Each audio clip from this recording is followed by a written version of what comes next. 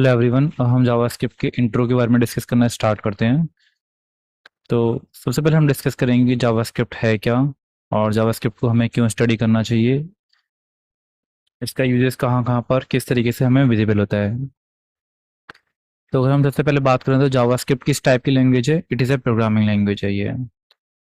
It run inside web browsers. ये कहाँ run होती है? ये ब्राउजर्स के अंदर रन होती है। लाइक जैसे क्रोम फायरबॉक्स हो गया।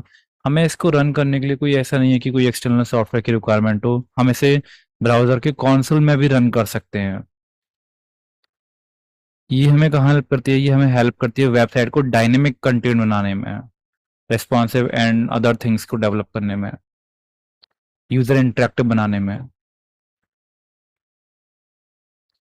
अभी अभी हमने एक पॉइंट डिस्कस किया था जिसमें हमने ये कहा था कि जावास्क्रिप्ट एक प्रोग्रामिंग लैंग्वेज है। तो प्रोग्रामिंग लैंग्वेज का मीनिंग क्या होता है? प्रोग्रामिंग लैंग्वेज का मीनिंग ये है कि जावास्क्रिप्ट के पास थिंकिंग पावर होती है। जो भी प्रोग्रामिंग लैंग्वेजेस होती हैं वो ये बता सकती हैं कि क्या टू ग्रेटर है थ्री से या नहीं है। They have thinking power, logic building power like this. HTML is not a programming language. तो HTML के पास थिंकिंग पावर नहीं होती है। अब हम नेक्स्ट चलते हैं कि जावास्क्रिप्ट, वेट, हम नॉट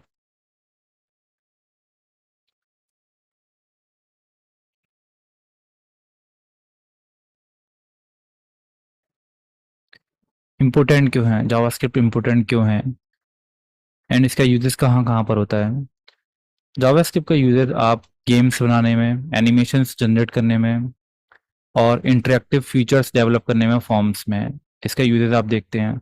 जावास्क्रिप्ट HTML और CSS के साथ एक क्रिएटिव वेबसाइट बनाने में, उसके अंदर कंटेंट डेवलप करने में हेल्प करती है।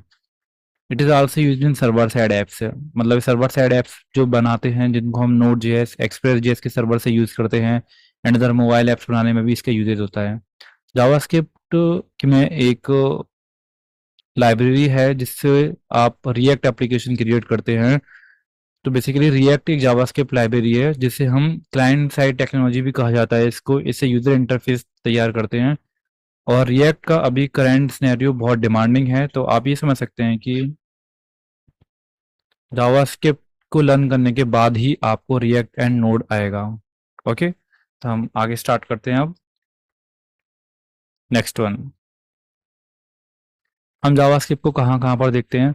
जावास्क्रिप्ट का यूजर आप जो भी एक्टिविटी यूजर की हो रही होती है वेबसाइट पे, जैसे अगर आपने किसी बटन पे क्लिक किया, वहां से कोई पॉइंट ट्रिगर हो गया, या फिर उस क्लिक करने पर आपके वो वैल्यू जो है आपके आइटम में कार्ट में चली गई। जैसे आप अमेजोन पर देखते हो, आपने किसी आइटम पर क्लिक किया, उस पर ऐड टू कार्ट किया, आपके आइटम में चली गई।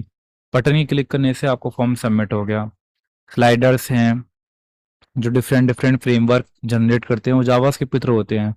गैलरीज, पॉपअप मॉडल जो आ जाते हैं डेवलप होकर, वो रियल टाइम अपडेट्स होना, जैसे कि सोशल मीडिया फीड्स पर नहीं है, ऑटोमेटिकली पेज रिफ्रेश हो जाना।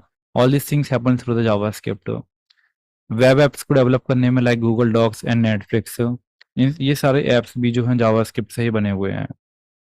इस इट मीन्स जावास्क्रिप्ट काफ़ी इंपॉर्टेंट है। और अगर आप अपने आप को node JS and react JS के लिए बिल्कुल परफेक्ट करना चाहते हैं तो आपको जावास्क्रिप्ट को लर्न करना पड़ेगा। जावास्क्रिप्ट अभी मॉडर्न टेक्नोलॉजी में, लाइक मैं बात करूँ तो अगर मर्न स्टैक या मिनी स्टैक, इसका यूजेस काफ़ी ज़्यादा हो रहा है। और जावास्क्रिप्ट एक वीक लैंग्वेज है। इट मीन्स इसको लर्न करना बहुत आसान है as compare to other language. ये काफ़ी ज़्यादा ईजी है।